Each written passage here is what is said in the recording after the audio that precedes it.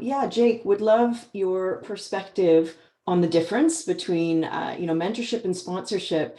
And I'll just say a little bit about how this comes up for us. Like Liz said, it comes up for Kristen and I in our work when we're doing diversity, equity, and inclusion reviews. We're speaking to leaders and employees and hearing how they perceive the differences between them and then their experience of it. So I'll just say what we hear often is sponsorship is more active.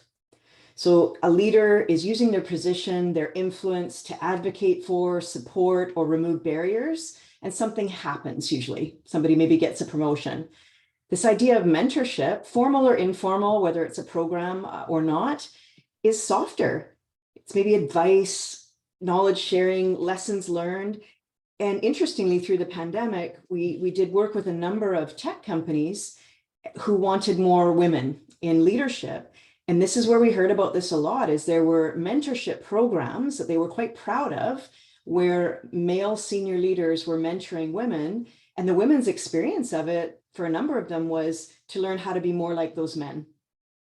So really curious what your, perspective is, experiences of the difference and the impact.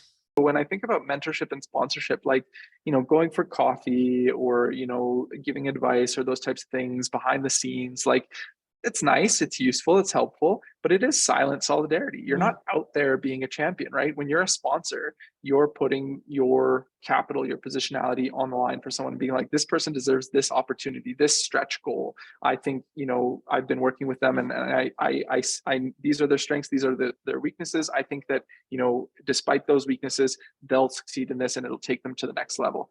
And so I think that's the big change maker for me. And I think the tough part too, we talked about this a little bit, and we don't need to get into the nitty gritty, but there's always trade-offs of like formalized, informalized, those types of things. But when I go to organizations and I ask in a mixed gender group, like, can you identify who your mentors are?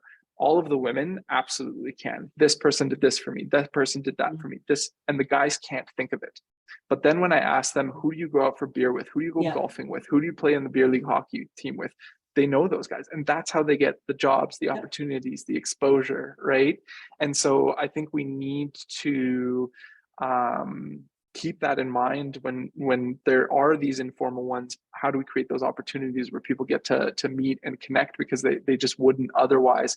Because one of my new favorite words that I've learned is this idea of homophily, right? We go around people who are much like ourselves.